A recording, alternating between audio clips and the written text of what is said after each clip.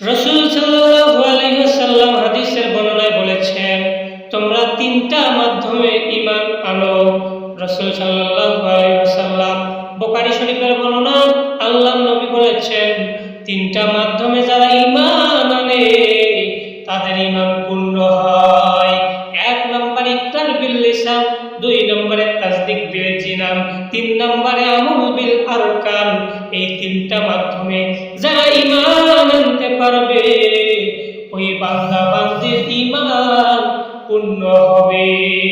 তার এক নম্বর হলো ইকরার বিল লিসান, মুখ দিয়ে উচ্চারণ করতে হবে, মুখ দিয়ে পাঠ করতে হবে কালেমা আশহাদু আল্লা ইলাহা ইল্লাল্লাহু ওয়াহদাহু লা শারীকা লাহ।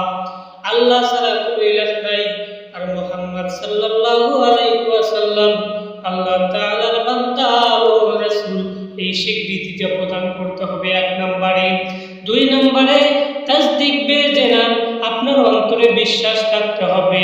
আপনি যেটা বললেন আল্লাহ ছাড়া কোনো ইলাহ নাই, আল্লাহ ছাড়া কোনো মাবুদ নাই, এইটা আপনার অন্তরে বিশ্বাস থাকতে হবে।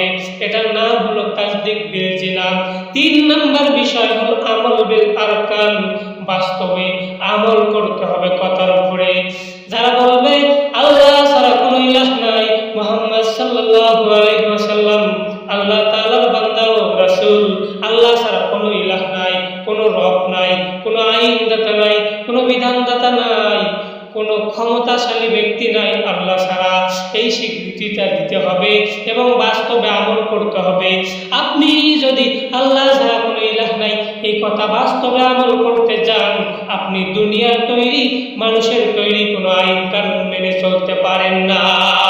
যারা দুনিয়ার তৈরি আইন কানুন মেনে চলে এরা আমার আল্লাহকে রব হিসেবে স্বীকৃতি দেয় না এবং তারা পূর্ণ ঈমানদার হতে পারে না।